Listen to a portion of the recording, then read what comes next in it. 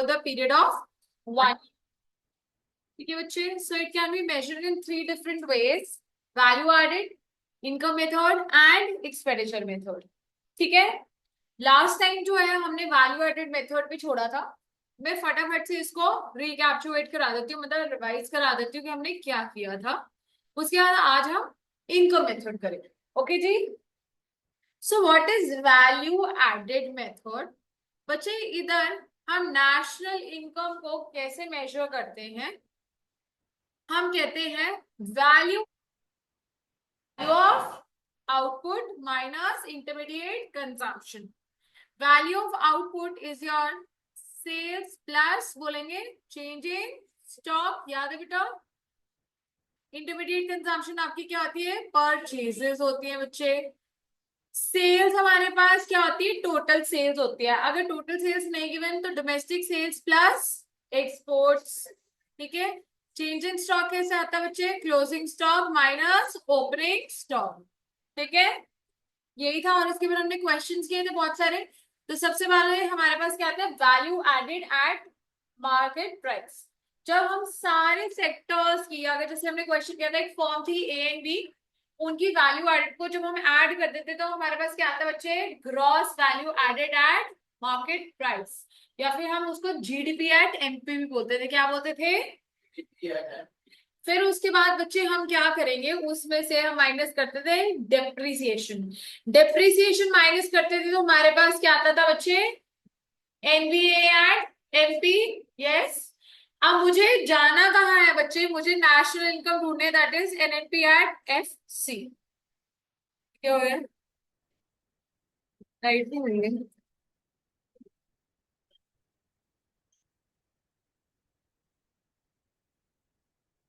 कैसे कर देना बच्चे?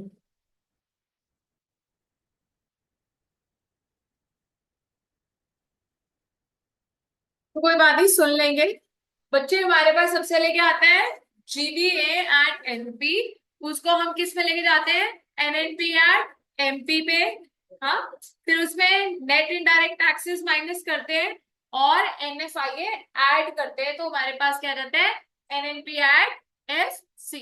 तो आ जाओ, आप स्टेप्स देखेंगे, आपके पास जो नोट्स है ये मैं बता दूंगी इसमें कहाँ लिखा है।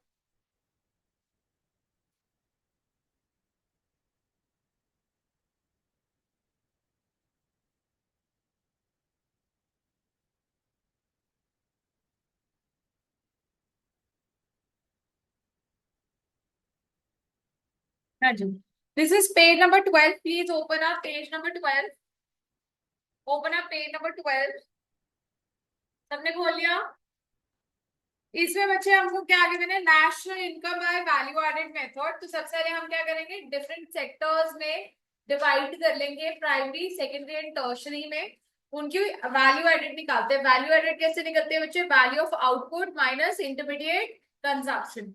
Now what is value of output? It is sales plus change in stock minus purchases. ठीक है, जाते हैं योर इंटरमीडिएट कंजम्पशन। देन बच्चे you will calculate what? NDP at FC. NDP at FC कैसे आएगा? हाँ जी, आपके पास सबसे पहले क्या आया था बच्चे? कैलकुलेट क्या करा था आपने? दोबारा से करेंगे। क्या कैलकुलेट करा था? जीडीपी एट एमपी, या फिर जिसको हम जीवीए एट एमपी कहते हैं। इससे हम कहा जाएंगे बच्चे? हमारा एनडीपी एट एफ सी। वो कैसे आएगा? GDP at MP minus depreciation minus net indirect taxes. Last हमारे पास क्या आ जाएगा बच्चे? N N P at F C. इसमें क्या करूंगी? N D P at F C में प्लस कर दूंगी क्या? N F I A. And what is N F I A? It is national income from abroad. ठीक है, नेशनल इनकम फ्रॉम अब्रॉड। तो net net factor income from abroad होते हैं national. Net factor income from abroad, net factor income from abroad क्या होता है? Factor income to abroad minus factor income from abroad. From abroad minus to abroad. ठीक है, तो from मतलब जितने भी लोगों से बाहर से मुझे पैसे आए हैं, दैट इज प्लस, और जितने गए हैं वो माइनस। आंसर जो भी आया प्लस या माइनस। ठीक है जी, सो ऐसे करते हैं। इसका एक तक क्वेश्चन ट्राई कर लेते हैं। फिर मैं प्रिकॉशंस कराती हूँ इसके। ठीक है, पहले क्वेश्चन ट्राई कर लेते हैं इसका। तो जो मैंने आपको सेकंड असाइनमेंट दी है,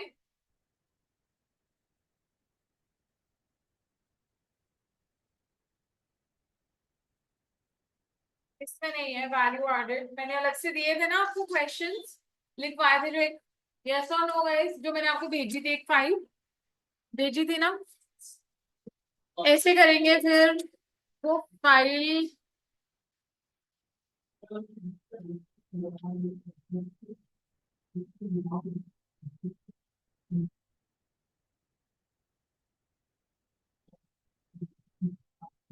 ये देखेंगे।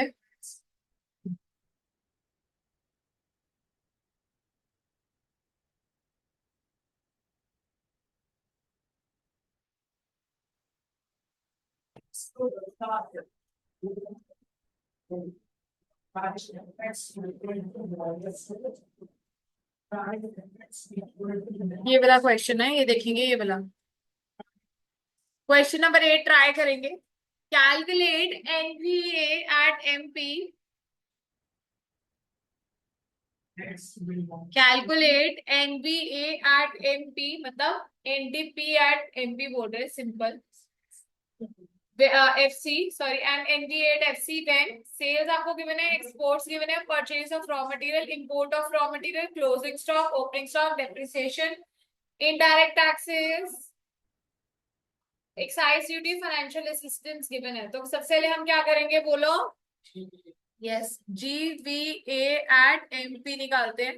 That is value of output minus intermediate consumption. Value of output is sales. Sales is 15,000. So can I exclude this exports क्योंकि sales में already exports हैं। ठीक है, इग्नोर कर दो इसको। माइनस इसमें हम क्या करेंगे? Opening minus closing stock, that is minus 500 plus, sorry plus 500, plus होता है change in stock. So 15,500 is your value added minus intermediate consumption क्या है? Raw material plus import दोनों ना, that is 7,500. You will get what? बोलो 85, 8,000, yes. 8,000 is your GVA at MP. अब आपको बोला गया है NVA at MP निकालना है and then NVA at FC निकालना है। तो क्या करेंगे हम? GVA at MP minus depreciation. Depreciation is your 700. So what will I get बेटा? 7,300. ओके जी। और NVA at FC क्या आ जाएगा? 73 minus net indirect taxes. So we have this plus minus financial assistance. तो ये कितना हुआ? 1750 minus 800. So you will get 950 minus करोगे, देखो कैलकुलेशन करेक्ट है? हाँ नहीं, 1,300 plus 450 indirect taxes minus subsidies कितना हुआ? 950 ही हुआ ना? पक्का? तो क्या आया इसमें बताओ? 05, 12 माइनस 9 इज 3, है ना? और 6350 है। So this is your answer. ये वाला ट्राई करो अगला, फॉर्म ए वाला। Question number 9, they saying sales is 700, change in stock is 40, depreciation, net indirect taxes, purchase of machinery, purchase of intermediate products. You have to calculate NVA at MP. जल्दी से करेंगे, जल्दी से करो।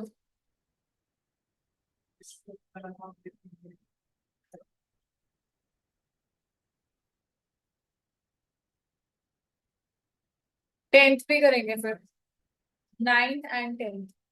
आंसर देख रहे होगे ना तुम? तो रुको रुको रुको, इसमें नीचे आंसर सॉल्व किया होगा, मैंने वेट करो।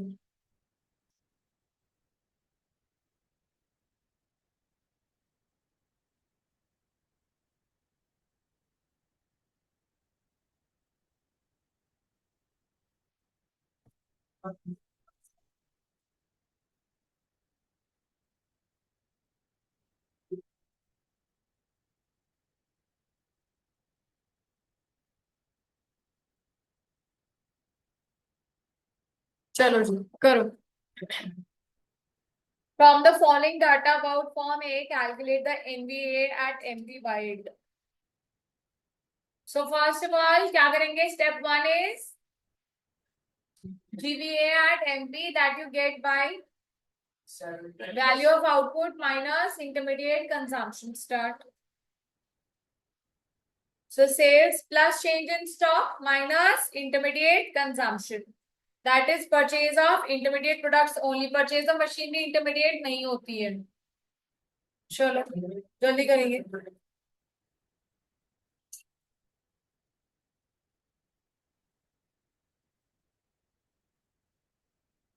नहीं आएगी मेरे बच्चे, वो कैपिटल गुड है.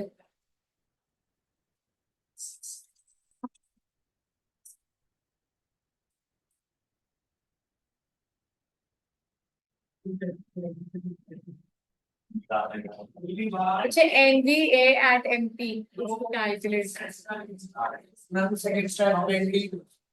ठीक है. हाँ जी बोलो बच्चे. हाँ, अगला आएगा NDP at FC होता है, बट आपको करना क्या है, यहाँ पे क्वेश्चन में बोला NDP at MP, तो वही निकाल दो बस. Minus depreciation only. भविष्य हो गया. Sabira, what about you? Were you able to calculate? Yes, ma'am, 9th हो गया. ठीक है बच्चे, वेरी गुड.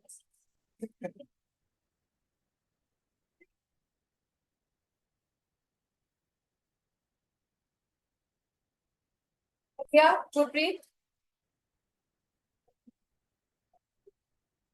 जो कोई भी अब circular flow of income and chapter 1 के टेस्ट दोबारा से देना चाहता है आप में से, तो वो दे सकता है. कल देना कल दे दो, थर्सडे देना थर्सडे दे दो, आपकी अपनी मर्जी है. ठीक है. थर्सडे के Saturday Thursday. Samira, even if you want to appear for the test, you can like on Thursday, right? Or you can take an online test from me and submit the answer sheet. That would also work. Okay.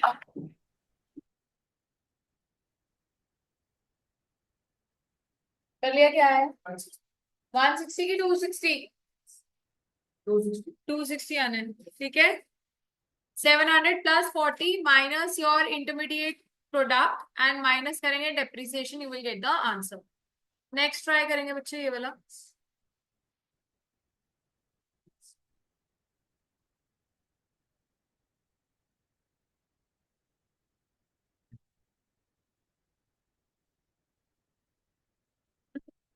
इधर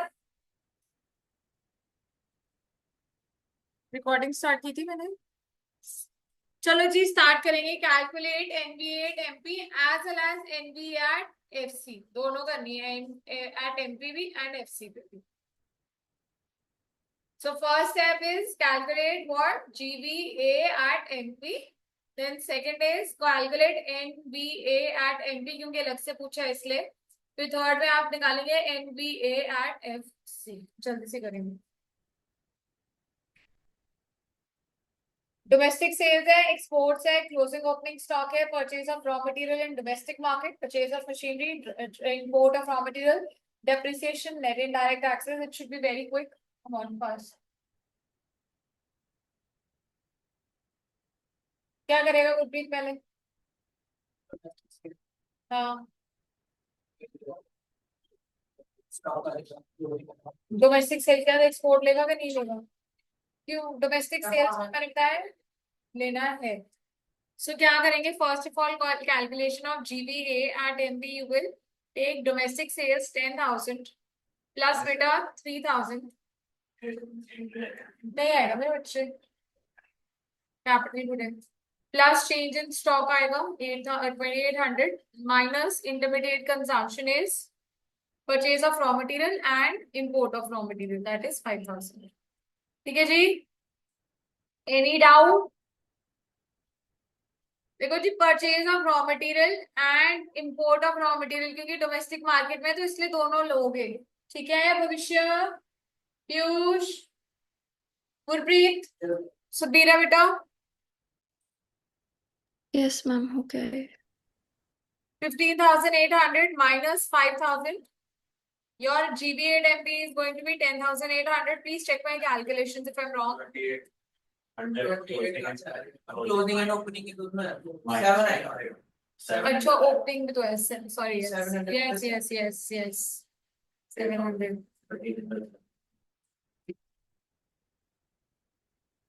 so this should be 700 so this is going to be 13,700 minus 5,000 क्या कह रहे हैं बेटा 6,700 answer कह रहे हैं ना 6,700 right kids this is your GBA and MP calculate MBA इसमें मैं क्या करूंगी पीयूष आप 6,700 minus depreciation yes or no beta so you will get 5,200 next my at FC करना है तो 5,200 minus net indirect taxes 600 is going to be how much 4,600 Piyush कि नहीं आया बच्चे समझ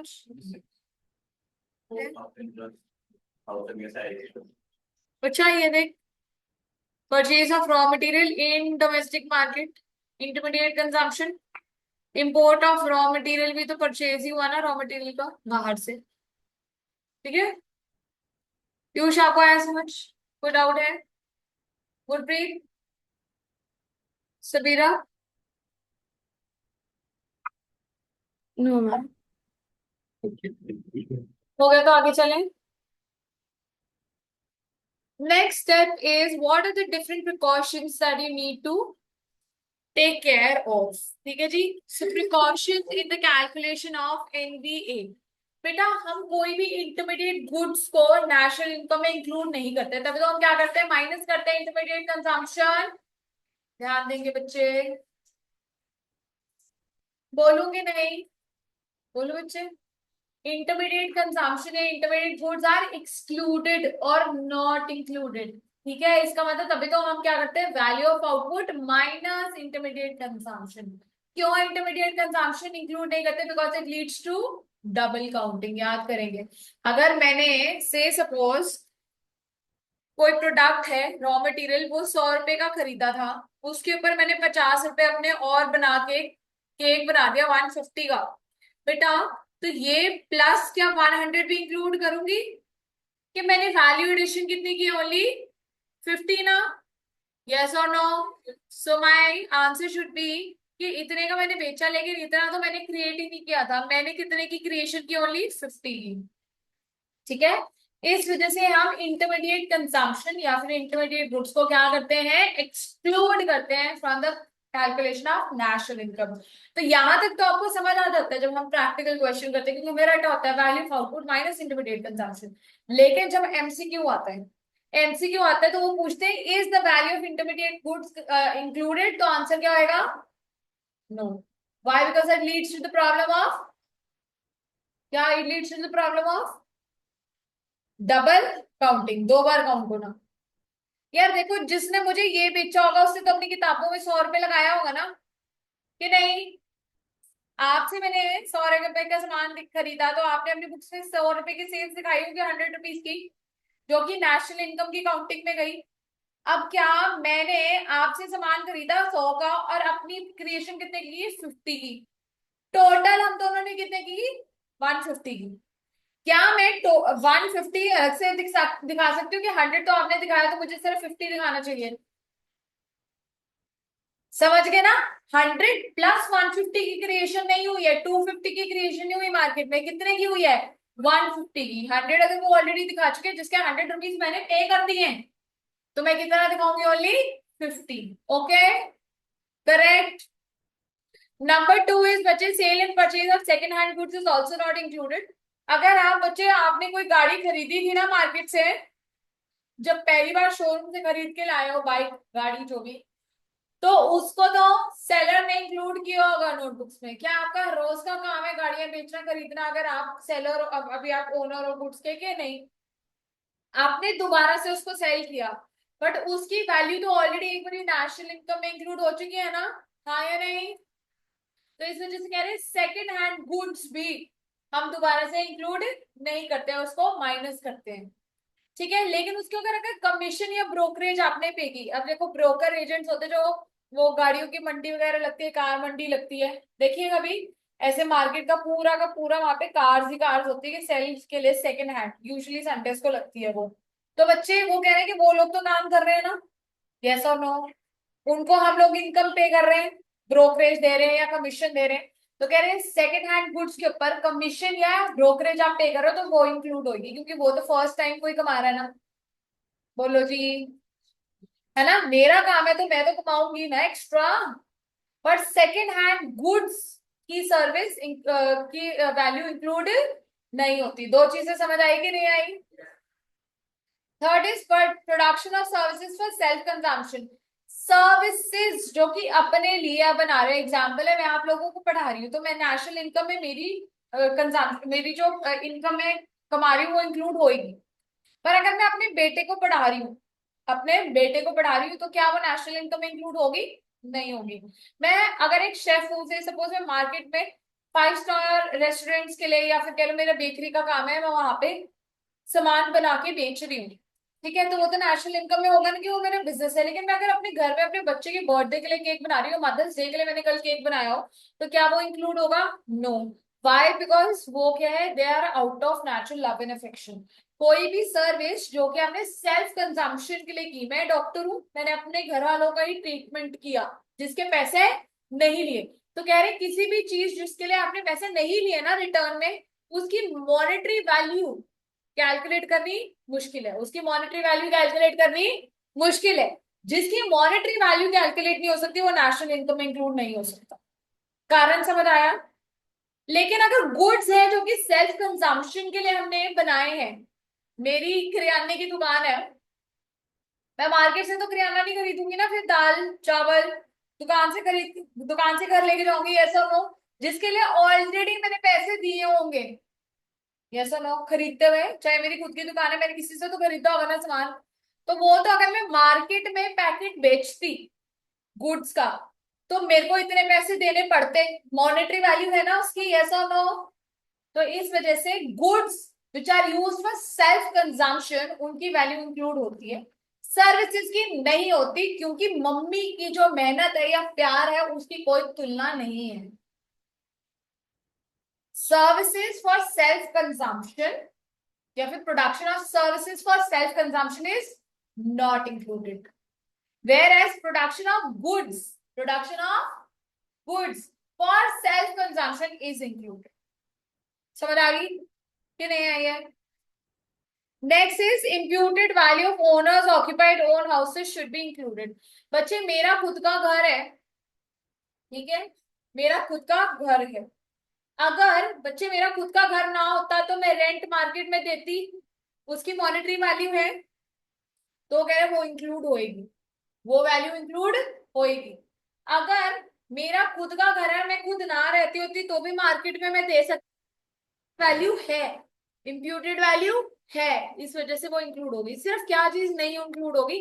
second hand goods and services, ठीक है, एंड सेकेंड क्या इंक्लूड होगा? सर्विसेज फॉर सेल्फ कंजम्पशन, ठीक है, और इंटरमीडिएट गुड्स की वैल्यू कैंसिल होती है। ओके जी, चेंज इन स्टॉक इंक्लूड करते हैं ना हम, क्लोजिंग माइनस ओपनिंग, वो भी इंक्लूड होगा। तो प्रिकॉशन समझ आया बेटा?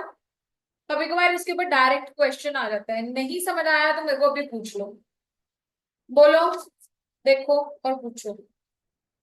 Piyush, production for self consumption, services का कि गुड्स का? बच्चे देखो आपकी किराने की दुकान है, पापा का क्या काम है बच्चे? फैक्ट्री है, स्पेयर, अच्छा स्पेयर पार्ट्स का है ना, चलो ठीक है। अब से सपोज आपकी ट्रैक्टर का है, लेकिन चलो एग्जाम्पल लो, अगर आप क्या करते हो, स्वराज ट्रैक्टर्स बना के बेचते हो, असेंबली का भी काम है, बेचते हो, तो पापा का ही अगर से सपोज काम है, मेरी बात सुनो है, तो पापा के स्पेयर पार्ट्स है, मार्केट से तो नहीं खरीदेंगे, स्पेयर पार्ट अपनी दुकान से लगा देंगे, हाँ या नहीं? लगा देंगे ना। अब क्या हुआ बच्चे, चलो वो तो काम में आ गए ना यार, किसी और का, आपके पापा तो सर्विस में है ना, दोनों में। छोटा सा और एग्जाम्पल हो, से सपोज आप नीचे किराने की दुकान पे बैठे हो, आपकी खुद की दुकान है वो। अब मुझे एक बात बताओ, मार्केट से सामान उठा के लेके जाओगे कि घर से अपनी दुकान से उठा के ले जाओगे? दुकान से लेके जाओगे ना बेटा। तो वो वाले गुड्स जो कि मार्केट में अगर बिकते, आप अपने घर से ना घर पे ना लेके जाते और मुझे बेचते तो आपको पैसे में देती ना, ठीक है ना, उसकी वैल्यू है, मॉनेटरी वैल्यू है ना, है ना।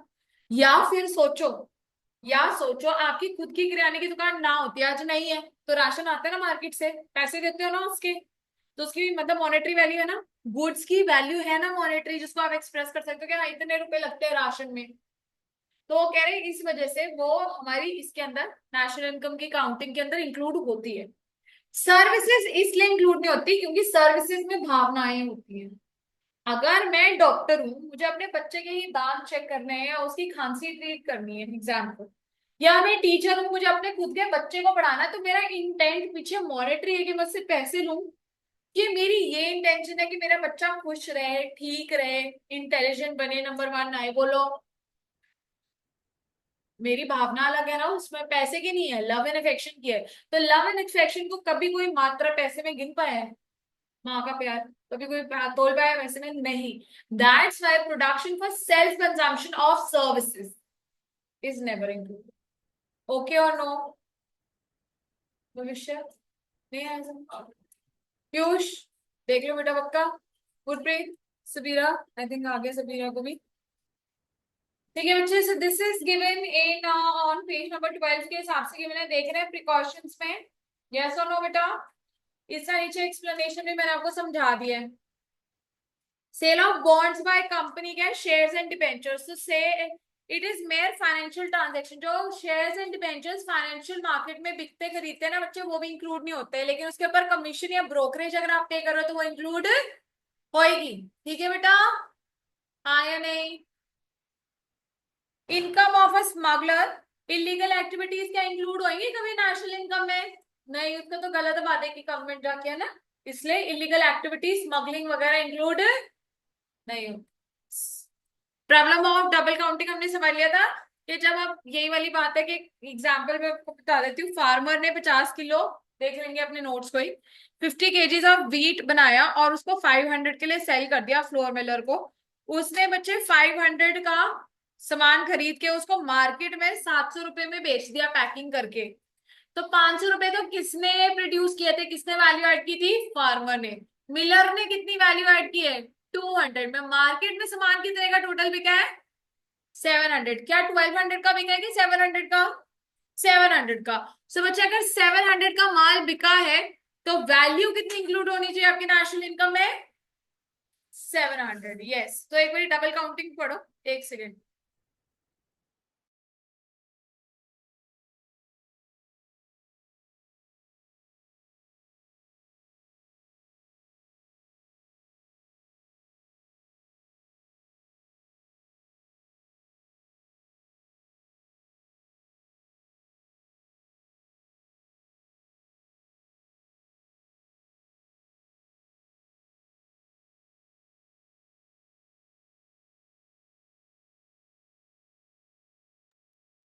समझ आया बच्चे problem of double counting? You want to give it a read? ये ठीक है, चलो। अच्छा, अब यहाँ पे बच्चे क्या क्या इंक्लूड होता है, क्या क्या एक्सक्लूड होता है? बच्चे हमारे पास जो ट्रांसफर इनकम्स है, ट्रांसफर इनकम्स नोट्स में देख सकते हैं, सुपीरियर जब आपको मिलेंगे पेज नंबर 13 में थोड़ा सा बता रही हूँ, सिर्फ शायद सुन लो। जो भी हमारे ट्रांसफर इनकम होती है, transfer income means unilateral transfers, जहां पे सेकंड हैंड से मुझे कुछ नहीं मिल रहा। गवर्नमेंट मुझे स्कॉलरशिप दे रही है, मैं गवर्नमेंट को रिटर्न में कुछ नहीं दे रही। गवर्नमेंट किसी को ओल्ड एज पेंशन दे रही है, उसके रिटर्न में ओल्ड इंसान कुछ नहीं दे रहा, तो इसको हम क्या कहते हैं? Transfer incomes. क्या कहते हैं? ठीक है, ट्रांसफर इनकम क्या होती है? Only one sided, only one sided, क्योंकि उसके लिए रिटर्न में कुछ नहीं जा रहा है, इसलिए ये इंक्लूड नहीं होती नेशनल इनकम में। Very important. So are transfer incomes included in the calculation of national income? No. क्या? नो। सो देखेंगे transfer incomes like scholarship, old age pension, unemployment allowance, gifts, expenditure on birthday, marriages, financial help to the victim, national, ये सारे they are not included. Why? Because they do not add any value. ठीक है जी। Second is page number 14 पे, compulsory transfer payments like interest tax, death duty, capital gain tax, indirect taxes, ये सारी चीजें भी यार नॉट इंक्लूडेड। क्यों? Government क्या मुझे इसके रिटर्न में कुछ डायरेक्टली दे रही है? जब मैं टैक्स दे रही हूँ क्या मुझे रिटर्न में 100% उतना ही बेनिफिट मिल रहा है कि नहीं मिल रहा? नहीं मिल रहा। इस वजह से जितने भी टैक्सेस हैं वो भी इंक्लूडेड नहीं होते। Next is sale and purchase of financial assets. मैंने अभी बताया shares, bonds and debentures included नहीं होते, इंक्लूडेड नहीं होते। विंडफॉल गेम्स क्या होता है बच्चे? विंडफॉल गेम्स होता है लॉटरी वाले जो पैसे लगते हैं, सट्टे वाले। ठीक है जी। तो जितने भी गैम्बलिंग के हैं, विंडफॉल गेम्स कह लो, ये सारी चीजें इंक्लूड नहीं होती। Why? Because they are not legal, they are illegal. ठीक है, and they are not productive. So windfall gains like winning from lottery, horse races, contests, etc. are not productive and are not included. Non-market transactions like domestic services by a housewife, kitchen, ये वो मैंने आपको बताया, this is also not included. ठीक है जी। Intermediate consumption भी मैंने आपको बता दिया, ये भी इंक्लूड नहीं होती, तभी हम आईसी माइनस करते हैं intermediate consumption. Sale and purchase of second hand goods are again not included, but उसके ऊपर जो कमीशन या ब्रोकरेज पे करते हो वो इंक्लूड होती है कि नहीं होती? Capital gains like destruction of building machinery etcetera by an earthquake, ये भी not included. Why? Because they do not affect national product directly तो नहीं इंक्लूड, वो कोई फर्क पड़ रहा किसी की नेशनल इनकम पे बेटा? सबकी पड़ेगा, डायरेक्ट तो नहीं पड़ रहा। फिर capital gains like profit due to increase in the price of land, building, shares, income या फिर sale of second hand goods वगैरह भी इंक्लूड नहीं होंगे, क्योंकि डायरेक्टली नेशनल इनकम को इंक्रीज डिक्रीज नहीं करते हैं। नेशनल डेट मतलब जो भी बोरोइंग्स है गवर्नमेंट की, वो भी क्या होती है? इंक्लूड नहीं होती है। Interest on loan taken by consumption purpose is not included. Inter firm payments, एक फर्म ने दूसरी फर्म को पेमेंट करी इन द फॉर्म ऑफ कह लो इंटरेस्ट, डिविडेंड्स, ये भी इंक्लूड नहीं होती है। ठीक है जी, क्योंकि ऑलरेडी हमारी इंक्लूडेड होती है, पहले ही प्रॉफिट्स में इंक्लूडेड होती है। ठीक है जी, बाकी हम ये थोड़ा बाद में करते हैं क्योंकि ये सबका टोटल में ही है।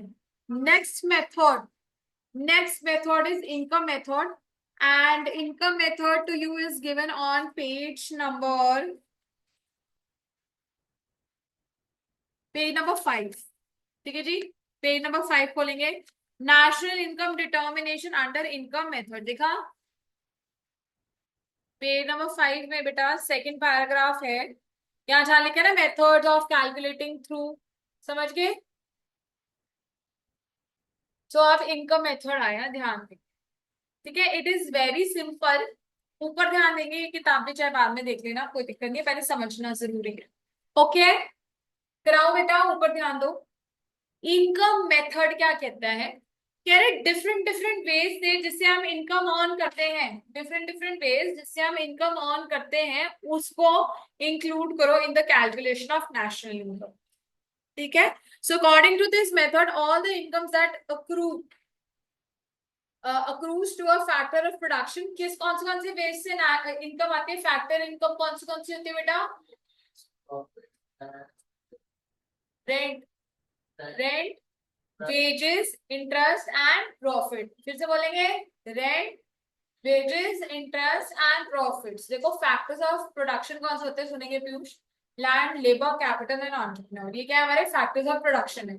इनको हम जो पैसा देते हैं वो क्या है? फैक्टर इनकम या फैक्टर पेमेंट्स है। ठीक है, लैंड के ऊपर हम क्या पे करते हैं? रेंट। लेबर को हम क्या पे करते हैं? वेजेस। कैपिटल के ऊपर हम क्या पे करते हैं? इंटरेस्ट। एंटरप्रेन्योर को हम क्या देते हैं? प्रॉफिट्स। तो इनको हम क्या कहेंगे? डिफरेंट वेज ऑफ इनकम है ना हमारी। यस और नो गाइस? सो ये जो है नेशनल इनकम की काउंटिंग में इंक्लूड होते हैं, और इसके नाम को हम क्या बोल देते हैं? इनकम मेथड को डिस्ट्रीब्यूटिव शेयर मेथड या फिर factor payment method. Okay, components of factor income number 1 बेटा आप देखेंगे, ध्यान देंगे जो मैं कह रही हूँ, ऊपर ध्यान देंगे बेटा। नेशनल इनकम से क्या फॉर्मूला बनेगा हमारा?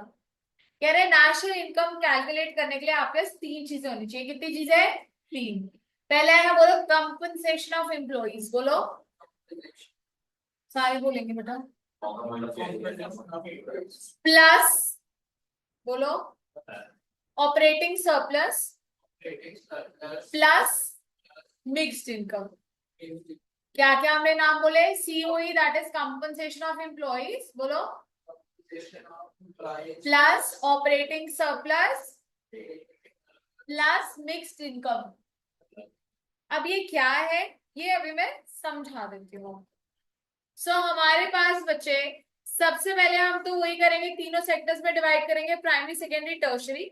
फिर हम फैक्टर इनकम्स में तोड़ेंगे तो हमारे पास क्या आता है, एनडीपी एट एफसी क्या आता है। यस, तो नेशनल इनकम में आपका फॉर्मूला क्या बन जाता है, ऊपर ध्यान देंगे बेटा, एनडीपी एट एफसी क्या लिखेंगे, NDP at FC is equal to compensation of employees plus operating surplus plus mixed income. MIMY एक ही बात, कोई फर्क नहीं है। क्या क्या है, दोबारा से बोलेंगे, एनडीपी एट एफसी बोलो, एनडीपी एट एफसी फिर से बोलेंगे बच्चे, is equal to compensation of employees plus operating surplus plus mixed income। अब ये क्या क्या है वो समझा। कंपनसेशन ऑफ एम्प्लॉइज वो वाला पैसा होता है जो कि एम्प्लॉइज को मिलता है उनके एम्प्लॉयर के द्वारा। मतलब अगर आप कहीं पे सर्विस करते हो, ठीक है, तो जो आपको मिल रहा है, जो भी पैसे आपको मिल रहे हैं वो क्या है, कंपनसेशन है। पे कौन कर रहा है, जिसने आपको नौकरी पे रखा है, एम्प्लॉयर। ओके जी, सब बच्चे, COE refers to the amount paid to the employees by the employer for rendering productive services, services देने के लिए। ओके जी, it includes payment and benefits which the employee receive either directly और indirectly, चाहे directly पैसा मिले चाहे indirectly मिले, लेकिन सर्विस की वजह से मिल रहा है, उसको हम क्या कहते हैं, कंपनसेशन ऑफ एम्प्लॉइज। अब इसमें क्या क्या चीजें ध्यान देंगे, मम्मी पापा को जो डायरेक्टली एम्प्लॉयर कैश दे रहा है, क्या दे रहा है, कैश दे रहा है, ठीक है। Okay, wages and salaries in cash, number क्या है, वन क्या है, wages and salaries in cash. Number two है wages and salaries in kind, क्या है।